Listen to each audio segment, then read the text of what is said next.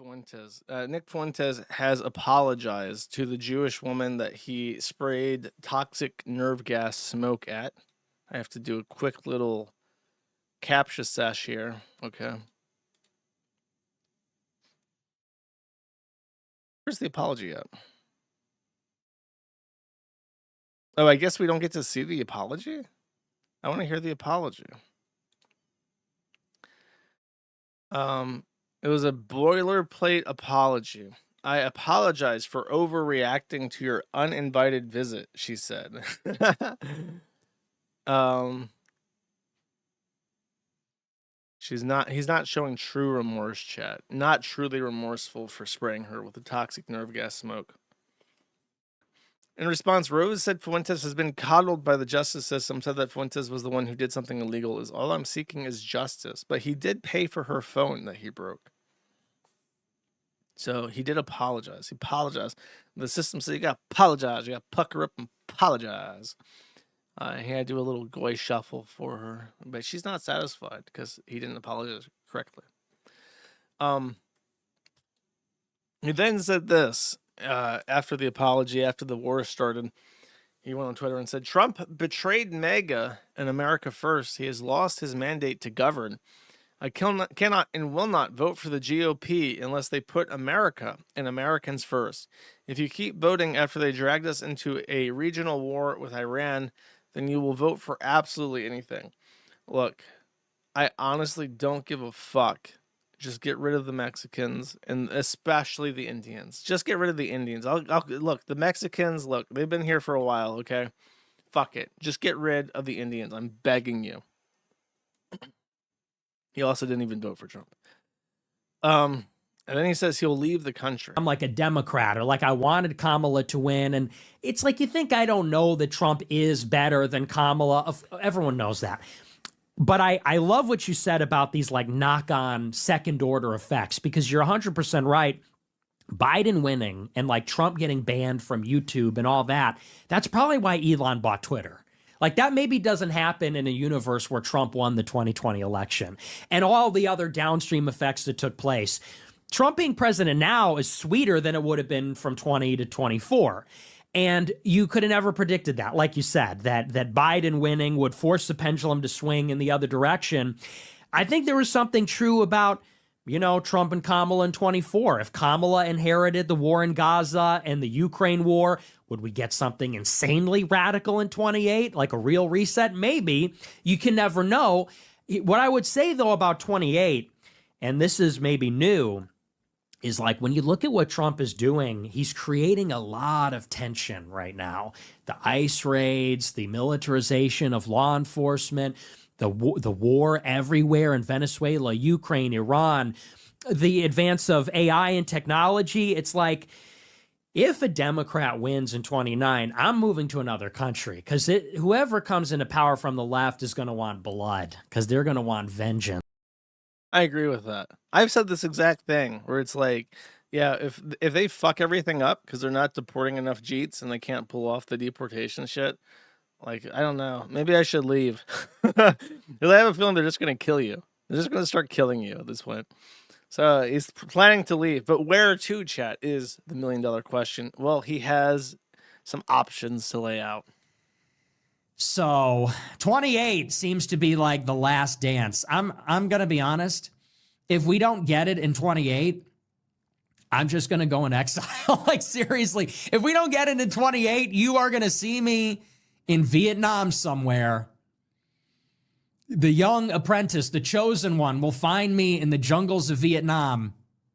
I've told this story before. I'll be there running a coffee shop. I'll be there running my donut shop. Sort of ironic, right? The Vietnamese came to America. They opened all the donut shops. I'm going to go to Vietnam and open one. And I'll just go and live another life. And one day in the future, Luke Skywalker, you know, the next chosen one, is going to come and find me. And they're going to say, tell me about the Groyper Wars. They're going to say, Groyper leader, tell me about the Groyper Wars. I'm looking for a great warrior. Do wars make one great? And I think honestly, I think that's it. We're either gonna get our guy in 28, We're either going to get our Caesar Augustus. He's either going to take us all the way to the promised land and we're going to win or start winning, or I'm out of here. I'm done. I'm out. Like, forget about the Trump movement. I'm like going out of America. We had our fun. We liked Chicago and everything. But listen, there's just too much diversity here. Way too much diversity, way too much crime. I don't want to get killed by a fucking tranny. You know, it's like at a certain point, it just becomes like not worth it.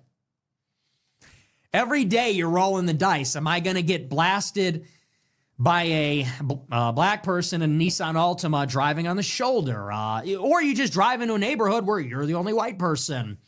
Being me, you walk outside the house, some transsexual shows up with a 3D printed gun and eliminates you, you know? So I'll just go to Mexico. I'm returning to tradition. You'll find me in the barrio. What is the bar? What is that, by the way? I don't know. You'll find me in Mexico. And I'll be having it, you know, my dollar will go a little further. I'll be living in a brutalist mansion. They have them down there. I've looked. Or Vietnam. And that'll be the end of that. But we're going to try one last time in 28. Anyway, I digress. I'm just joking a little bit. We'll play it by ear. I'm definitely going to have a backup plan, though. See what happens on election night. If it doesn't go our way, I'm on the first flight to Ho Chi Minh City, okay? Oh yeah, I was gonna say yeah, it's called Ho Chi Minh now. It's like no, Saigon's the old name. And maybe he'll join me. And maybe he'll join me. No, I'm kidding. You're not invited. But Get fucked, Reapers. You know, it's so weird how he doesn't like exert himself in any meaningful way. Like he has tens of thousands of followers. If he doesn't have to spearhead a movement, but if he exerted pressure and got his people involved in an intelligent way that someone like I can't do, then he could change things for the better. But he encourages this like complacency and defeatism continuously, and then is wondering like, well, why does nobody listen to our movement? It's like, well, all you do is cry about them being kikes or whatever on Twitter. Like that's not a movement. Like if you want people to appreciate your support, your fans have to go out and help them. They have to like contribute to their campaign, either financially or by joining the volunteer team and doing door knocking and shit. Like, why would anybody owe loyalty to you and your cause if you can't help them cross the finish line? And he's just like a terminally useless person for that purpose, for actually achieving things. And then he said after this, I'm voting Democrat in 2026 because white people can play both sides too.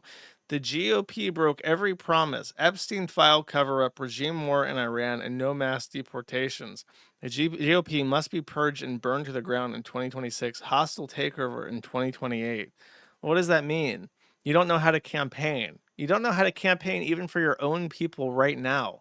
How are you going to take over anything in 2028? By what means? Through what force?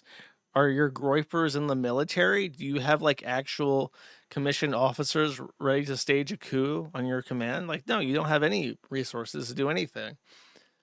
It's just like delusions of grandeur backed by nothing. You've accomplished nothing, dude.